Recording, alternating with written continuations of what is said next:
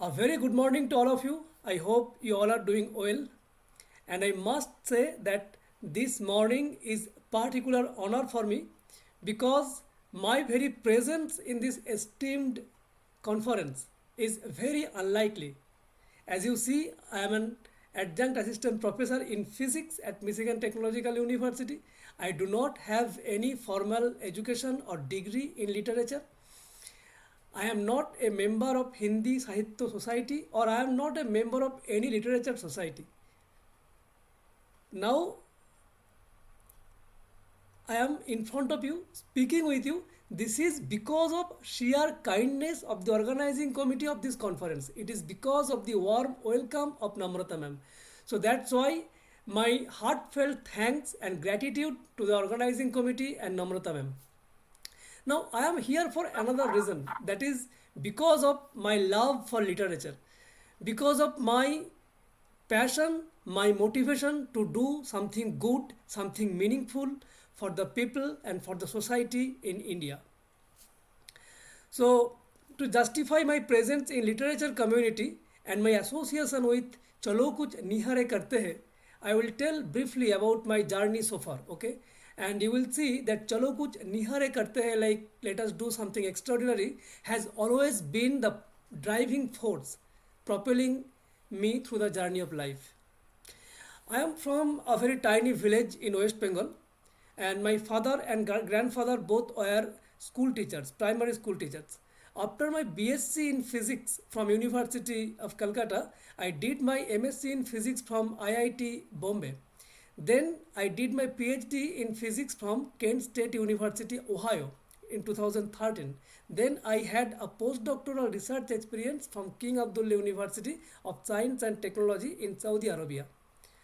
In 2015, I completed that. So you see, after my grade 12, I did not have any formal exposure to literature. Okay, I was studying physics in the classroom, I was doing experiments in the laboratory, working on the computational physics, working on projects completely related to physics. But because of my personal interest, I could feel that there was definitely a dim light of love for literature always within me. So whenever I found time, I spent time in the library. I read different types of books. I watched different types of movies. I interacted with people from all walks of life whenever possible. And in particular, when I was in USA doing my PhD and postdoctoral research in Saudi Arabia, I got the chance to interact with people from different countries, from different culture, which of course broadened my horizon. And during that time, actually, I seriously got into writing. When I was doing my PhD, daytime I was a scientist working in the laboratory, but after dinner I became a writer. I used to write poems, prose, reviews in English language, and I used to attend different literary programs in the weekends. I used to meet the local poets and writers whenever possible. So definitely that was kind of formative phase as a writer, I would say. Although I used to write since my school days because my father had been a writer too in Bengali language. Now, returning to India in 2015, I started writing books full time. I really wanted to connect to the young minds like school students, college students, and I wanted to create the awareness that is required for our society to be awakened. I wrote a novel called Rains from a Smoky Sky, published it in 2017, and that was through the eyes of a girl in Indian village. There was like 270 pages, 40 chapters, and each chapter was like a problem observed by that girl and a feasible solution and a self communication. She used to write a diary in that novel. So it was like waste management. As you know, in India, waste management is still a very big issue. Pollution control. There are so much corruption in different departments, and there are so much other issues. Health, education, quality of healthcare system. Wherever we look, we find issues actually. So through that book, I wanted to address those issues. I wanted to create the awareness among young minds that doesn't matter what you study, doesn't matter what you want to become in life. It is very important that we all work together hands in hand to create a sustainable society and nature and environment so that we really have a better, safer, greener planet for the generation to come. So that was the main theme of the book. Anyway, now after my venture in India, I also worked as a founding principal and faculty of physics, working with students and community members. I came to USA. Now I am teaching physics, but I am involved with projects which are using storytelling, literature to teach people science and technology. So here in USA, we are developing projects where we will be teaching school kids from kindergarten to grade 12. We'll be teaching them science, technology, mathematics, engineering, all these things using literature, using performing arts, using dramas, using paintings.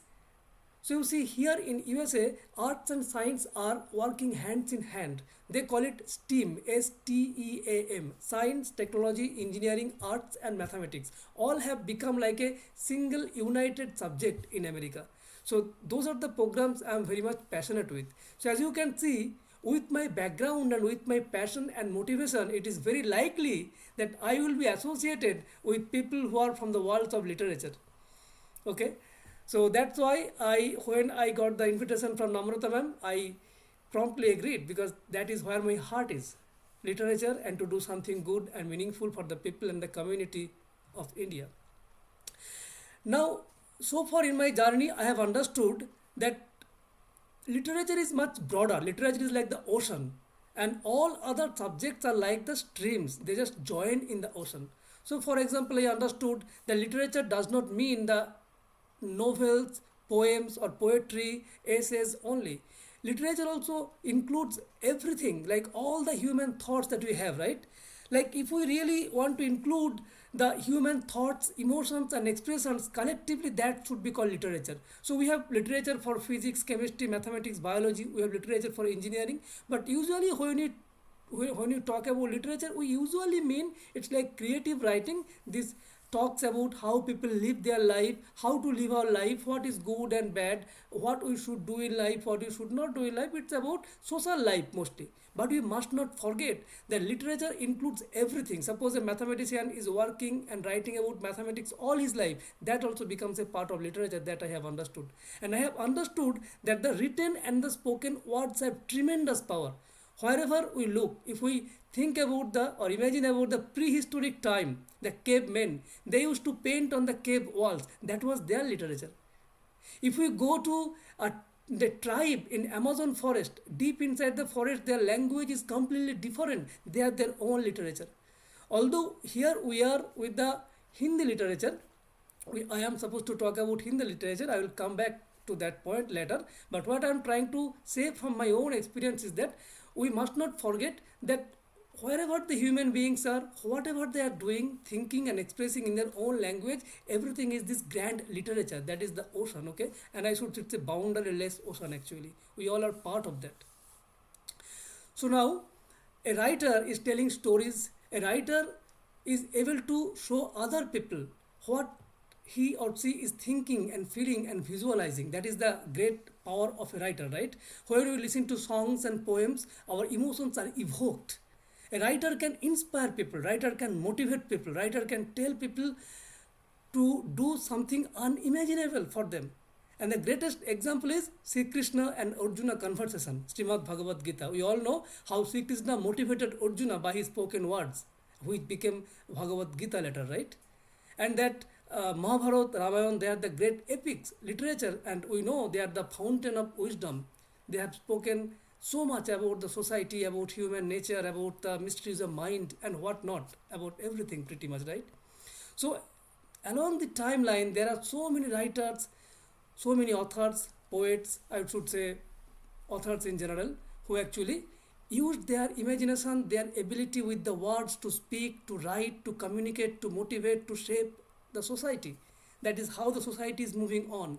And in current time, we see there are so many problems in India and in everywhere in the world, and we need writers. We cannot think a world without writers. Writers are very much important for any society to flourish. If there is no writers in a society, that society is dead. I heard long time back that if a country fails to produce poets, that means that country is dead. Okay, so poets and writers are like the soul, heart and soul of a society. We must encourage them, inspire the community to express their thoughts and imaginations and feelings for the rest of the community to survive and flourish. Now, in this context, I would like to talk about two great literary figures from West Bengal who influenced and impacted not only West Bengal but different parts of India, and their impacts also went beyond India. Okay, and once again, there are so many great authors in India, so many great writers. I am choosing them because as a kid, when I was growing up in the school life, I was very much impacted by them. And later, I realized that they are really great giants in the world of literature. One, Sharatchandra Chattopadhyay. Probably you all are aware about Sharatchandra Chattopadhyay. And second, I will talk about is Kazi Nazrul Islam. So Sharatchandra Chattopadhyay was born in 1876. So I really want all of you to imagine West Bengal in 1876, which is like nearly 150 years ago. No internet, no mobile, no electricity, right? A remote village. Sharatchandra was born in a remote village to a poor parents. His father was also a writer, but later we came to know from Sharatchandra that his father could never complete any story, any writing project. Although, according to Sharatchandra, they were all great writings, but his father was a restless spirit, could not complete anything. Sharatchandra told that he inherited this restless spirit and the talent for writing from his father. But he spent his childhood, boyhood days in poverty. He could not complete education because of want of money. His highest education was grade 12 during that time. He had to work a lot just to go through life. And his mother sacrificed a lot, and of course, she was a very resilient, powerful woman in his life. So, when Sharatchandra was writing short stories, novels, society got to know a real society. When we read his novels, it's like we are visualizing movies. His writings are so vivid. It's like talking directly to us. And a lot of critics and lot of great scholars have told that the writing style of Sharatchandra is very easy, very fluent, and that is directly communicating the emotions and inner feelings of women, children, and human beings. There were like Western scholars who said that Sharatchandra actually had a tremendous insight about human psychology, particularly how women and children think and feel. And that kind of talent is extremely rare in Indian literature and also across world literature. He was such a genius in that field. Sharatchandra himself wrote to his friend at the age of 37. That time he did not publish any book. He wrote to his friend that, my dear friend, I feel that in India, if there is anyone who can write a better novel than me, that is Rabindranath Tagore and no one else. So by that time, he had got the confidence, the conviction. But anyway, that's a different issue. The point is that through his writing, he portrayed the Bengal of that time. He created very powerful female characters, and those female characters were resilient. They had voice, they were asking questions about the social norm. Imagine that was happening 100 years back, nearly 100 years ago, right? And that time those women were doing all their duties in their families. They were not aloof, they were not living in nuclear families. Most of the women characters in Sharatchandra's novels and stories, they are living in family, in society, fulfilling their roles and responsibilities, duties. Still they have their own identity, they have their own autonomy, and they are outstanding women. And still today women are trying to find voices, still women are fighting to find their freedom, their rights. 100 years back, Sharat Chandra's characters actually did that very fluently in their novels and books. And Sharat Chandra created male characters, both losers and winners, and those kind of characters often were larger than life, although they were simple in village, but their aim and ambition and lifestyle were larger than life. And the ordinary people like us who are always calculating every steps, trying to understand our profit and gain, always driven by self-interest, they will not understand those characters of Sharat Chandra. They were very simple in the village, but they had the thirst for living. So through his writing, Sarat Chandra wanted to tell us what it is to live a full life, what it is to ask questions for all the societal norms. He was showing the flaws and the hypocrisy of the society through his writing. It was a burning sensation that the community used to get through his writings, and his writings would bring tears and smiles immediately to the readers. And such is the ability of the written words, as you all know. Sharotchandra's novel Pother Dabi, that demand of way or the rights of way, were so rebellious that British government banned his book, because Pother Dabi, in that novel, it was against British Empire, and that was basically inspiring the youth to go against the British Empire. So such is the ability of Sarat Chandra, that through a simple book he can inspire a generation. Later, we know that Sarat Chandra's work has been translated into movies 90 times, in big screen and in small screen like TV serials. 90 times. He is the most popular, most adopted, and most translated author of all time in India. If you do search in Google, you will see that. So the point is that he also has gone beyond the boundary of India. In Malaysia, they say Sarat Chandra Chattopadhyay is a household name. Why he is so popular? Because of his simplicity and very deep insight into the human psychology and the emotions, and the way he portrayed all those characters and their dialogues. Rabindranath Tagore himself said about Sarat Chandra that he has dived into the mysteries of human minds. His novel Devdas has been screened 17 times. Recently, we know that Devdas by Shah Rukh Khan and Aishwarya Rai Bachchan, that was very popular movie, right?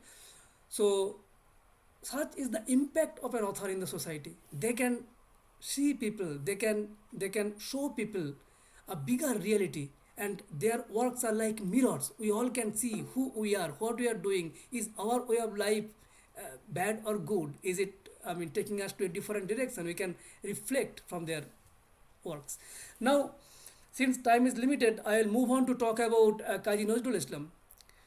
I was also very impacted by Kazi Nazrul Islam. He is called the rebel poet. Kazi Nazrul Islam, by the age of 42, he had written more than 4,000 songs. By the age of 42, just when I imagine and think about that, 4,000 songs by the age of 42, oh my God.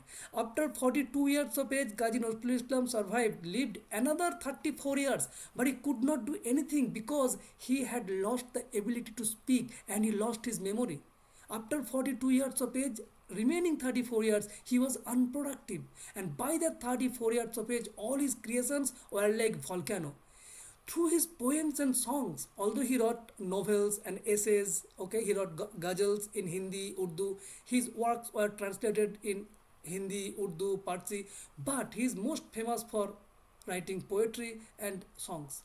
So through those songs and poems, he could ignite the entire nation. He could ignite the entire Bengal. Such was the power of his poetry that the British government banned his book, banned his poetry books, banned his magazines, put him behind the bars. He was arrested several times. Just a poet.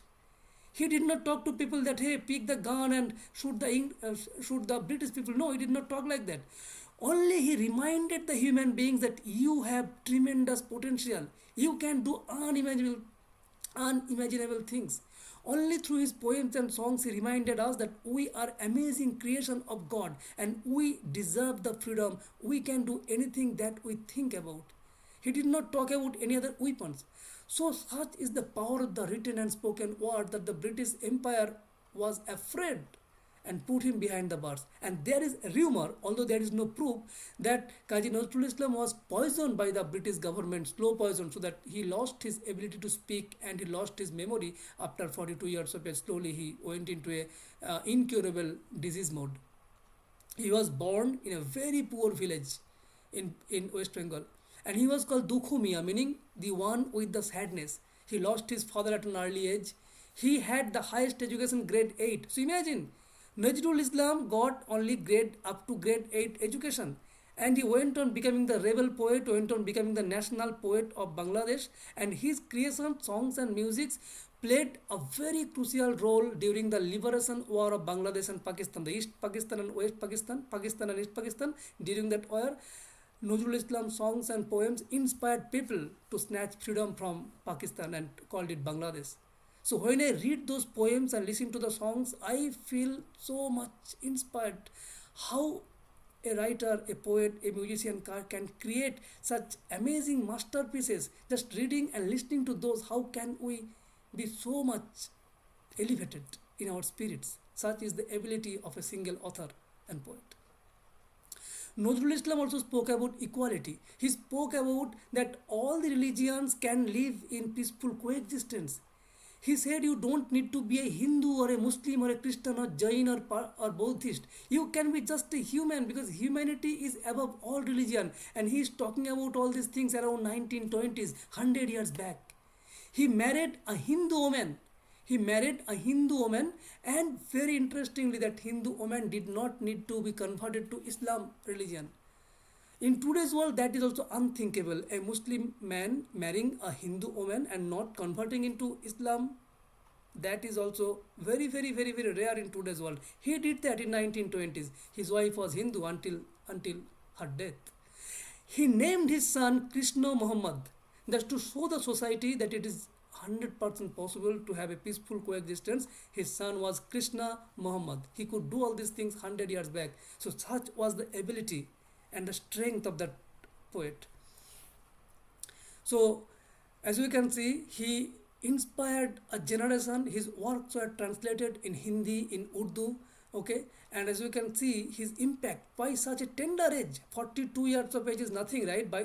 If we analyze the age of great writers, we will see at the time of 40, writers start to flourish, but by that age Nazrul was dying as a writer. But anyway, as I told, that a writer with his imagination, with his creativity, with his ability, with his or her ability, with the written and the spoken words, can do miracles. They can change the society, they can change the world, because they can show different perspectives. We all can see what we are unable to see through the eyes of a author. Okay, they can show us new directions. They are like the torch bearer in the darkness. They are like the guides. Okay, they can entertain us sometimes. I know they can take us to adventurous journey, like sitting on my chair. By reading a story, I can travel a different world. When you read adventurous stories, right, as if we are traveling through a different world. So such is the ability of writers. So anyway, so these two individuals, Sarath Chandra Chattopadhyay and Nazrul Islam, went beyond Bengal, impacted all other languages in India, and of course their works were translated in Hindi literature, and so the Hindi literature is definitely enriched by their works. That is my point. Now coming back to today's India, like we all know that in today's India we have so many different problems. Unemployment, population is a huge problem, right? Nobody is talking about that much. In India there are 1.5 billion people. In 1900, when Nazrul Islam and Sarath Chandra were writing, the world population was 1.5 billion. Just imagine, the whole world had 1.5 billion people just 120 years back, and that has become 5 times more within 100 years. That means what? Other species are getting extinct. Other species are dying, and instead of that, human beings are growing. So slowly the human beings are growing to capture the entire planet, where other species will be extinct, and that way we cannot survive. We can never have a sustainable society and environment and nature that way.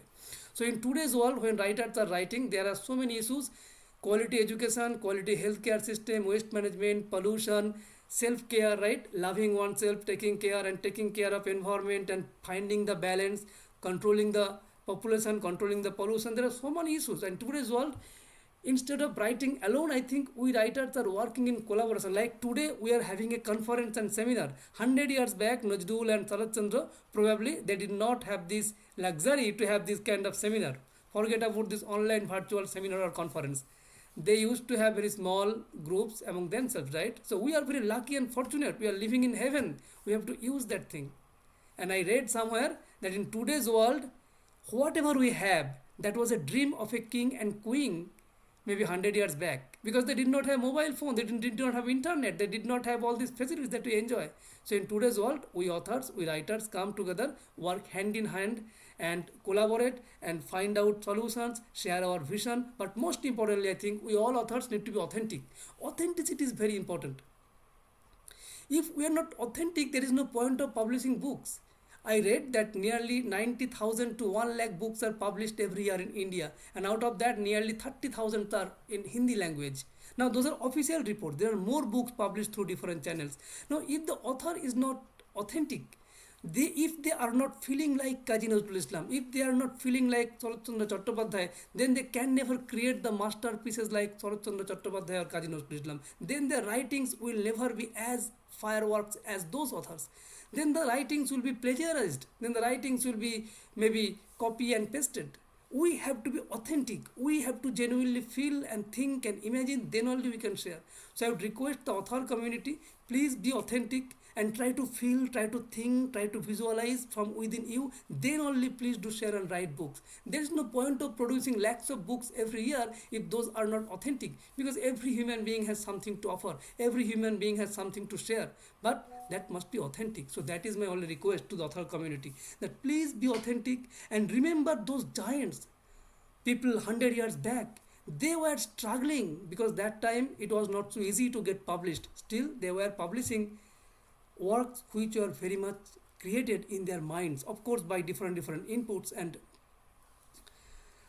so I think that's all that I wanted to say. So once again, thank you very much for giving me this opportunity to speak in front of you. And as you see, I told you I came from a completely different background, but because of my passion for literature and because of my willingness to do something good for the society, I will be always with you. So reach out to me at any point of time. I'll be very glad to have a collaboration with you for any kind of authentic work. And thank you so much for your time. I wish you all the best. Any questions, any comments? Most welcome. Any question, any input?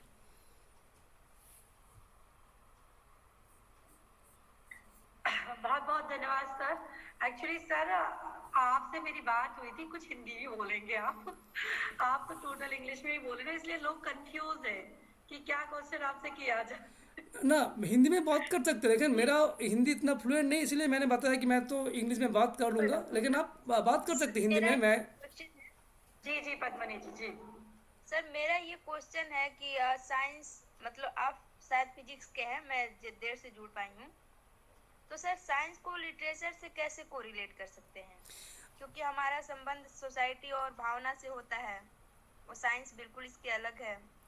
नहीं, यही हम लोग बोल रहा हूँ कि actually literature is like the ocean. वही बोल रहा था कि लिटरेचर को तुम ओशन समझो, और फिजिक्स केमिस्ट्री मैथ्स बायोलॉजी थोड़ा थोड़ा स्ट्रीम है, सभी स्ट्रीम जाके फिर ये ओशन में ही मिलेगा।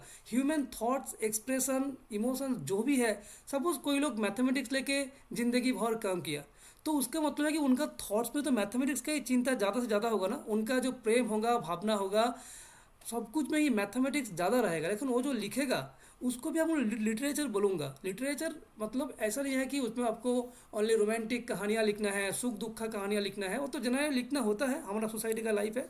लेकिन तुम अगर ब्रॉड कर दिया ना कि सब कुछ लिटरेचर का ही पार्ट है, क्योंकि लिटरेचर का मतलब होता है it is a collection of all human thoughts and emotions and experiences collectively. अगर तुम बताओ कि मैंने जो बिगिनिंग में बोला कि यहाँ पे हम लोग क्या किया कि साइंस एंड टेक्नोलॉजी को सिखाने के लिए हम लोग लिटरेचर का सहारा ले रहा हूँ। जैसे कि बच्चे लोगों को सिखाने के लिए हम लोग डिफरेंट इंजीनियर्स का, साइंटिस्ट का लाइफ स्टोरी बोल रहा हूँ कि साइंटिस्ट लोग, इंजीनियर लोग कैसे था, वो लोगों का लाइफ स्टाइल कैसे था, कैसे कैसे इन्वेंशन किया, कैसे कैसे डिस्कवरी किया। तो इससे क्या होता है कि यंग माइंड्स में इम्पैक्ट होता है, उनको लगता है कि मैं भी कर सकता हूँ। तो ऐसे यहाँ पे लिटरेचर को हम लोग साइंस और टेक्नोलॉजी के साथ जोड़ रहा हूँ यहाँ पे यूएस में। और ये भी कर रहा हूँ, उनको हम लोग ड्राइंग करने के लिए बोल रहा हूँ कि तुम्हारा दिमाग में जो भी पिक्चर आ रहा है, कोई प्रॉब्लम लेकर सोसाइटी का, तुम ड्राइंग करो। तो वो ड्राइंग करने से क्या होता है कि हम लोगों को पता चलता है कि उनका दिमाग में प्रॉब्लम क्या क्या दिखाई दे रहा है। लिखो, कुछ पोएम लिखो, कुछ ड्रामा लिखो अबाउट सोसाइटी का प्रॉब्लम, फिर उसको एक साइंटिफिक सॉल्यूशन बताओ। जैसे कि आजकल के क्लाइमेट चेंज एक बहुत बड़ा प्रॉब्लम है, पॉल्यूशन एक बहुत बड़ा प्रॉब्लम है, वेस्ट मैनेजमेंट की इतना कचरा है हमारे इंडिया में, उसको क्लीन करना एक प्रॉब्लम है। तो वो लेके बच्चे लोग पोएम लिखो। हर गाना में, हर पोएम में प्यार मोहब्बत लिखना क्यों है? प्यार मोहब्बत तो नेचर के साथ भी हो सकता है ना, गॉड के साथ भी हो सकता है, टीचर के साथ भी हमारा एक बंधन होता है। सब कुछ लेकर तुम लिखो, फिर उसको एक साइंटिफिक इंजीनियरिंग सॉल्यूशन भी तुम सोच सकते हो। ठीक है ना? Am I clear Padmini? Yes sir, yes I am clear. Thank you. Thank you sir, बहुत बहुत आभार आपका। आपने इतने अच्छे से हमारे सभी सदस्यों को अवगत कराया कि फिजिक्स को कैसे हम कोरिलेटेड कर सकते हैं। मतलब ये जरूरी नहीं है कि फिजिक्स का बंदा है तो वो साहित्य के बारे में नहीं बोल सकता है, मतलब कोरिलेट हो सकते हैं। साहित्य एक ऐसी विधा है सर, और कहना चाहिए समाज सुधारकों के ऊपर से भी हमारे ये सेमिनार चल रहे हैं। दोनों ऐसी विधाएं हैं कि कोई भी व्यक्ति इसमें इन्वॉल्व हो सकता है। एकदम डजेंट मैटर कि फिजिक्स, केमिस्ट्री या बायोलॉजी वाला इंसान इसमें नहीं बोल सकता है। एकदम। डेफिनेटली मैंने आपको सुना है, कई बार सुना है सर आपको, और बहुत अच्छा बोलते हैं आप जी सर। और मैम एक बात मैं बोलना चाहता हूँ, रिसेंटली एक जी जी फिजिक्स का ये 20th सेंचुरी में नोबेल लॉरिएट था फाइनमैन। वो बहुत जी बड़ा जी फिजिसिस्ट तो था ही, बहुत बड़ा टीचर भी था, लेकिन वो बहुत बड़ा पेंटर भी था, पेंटिंग करता था बहुत बड़ा। और उसने क्या बताया कि उनका एक पेंटर दोस्त था, तो पेंटर दोस्त ने उसको पूछा कि अरे तुम लोग तो साइंटिस्ट हो, ये तो इतना ब्यूटीफुल फ्लावर है, इसको तुम तोड़ फोड़ के क्या क्या रिसर्च कर लेता हो, तुम लोगों का तो कुछ एस्थेटिक सेंस है ही नहीं। फिर फाइनमैन ने उसको बोला कि देखो, ये फूल का बाहर जो ब्यूटी है ना, इसका जो कलर है, जो स्ट्रक्चर है, ये सब ह्यूमन को ही देखने को मिलता है, तुमको ही नहीं, जी मेरे को सर भी ब्यूटीफुल लगता है फ्लावर का स्ट्रक्चर कलर वगैरह, लेकिन ये फूल का अंदर जो है एटम्स जो है, मॉलिक्यूल्स जो है, इलेक्ट्रॉन जो है, प्रोटॉन जो है, वो मेरे को देखना आता है लेकिन तुमको देखना नहीं आता है। तो तुम्हारा ब्यूटी जी जी सरफेस में रुक गया, लेकिन मेरा सेंस ऑफ ब्यूटी सरफेस में रुक नहीं गया। मैं सरफेस के अंदर झांक के उसका मॉलिक्यूल, इलेक्ट्रॉन, प्रोटॉन, न्यूट्रॉन सबके अंदर ही मैं ब्यूटी, सौंदर्य को ढूंढ रहा हूँ। तो किसका सेंस ऑफ ब्यूटी ज़्यादा होगा फिर ना, ये डिबेट का बात नहीं है, लेकिन उसने बोला कि भाई हम लोगों का भी सेंस ऑफ ब्यूटीज है, बटरफ्लाई में सब कुछ में ब्यूटी दिखता है, लेकिन उनका अंदर भी जो ब्यूटी है वो भी हम लोग कोशिश करते हैं कि उसको सोच ले। बट एनी वे, जी thank sir. You so much for अच्छा गिविंग मी द मैंने टाइम। सर थोड़ा सा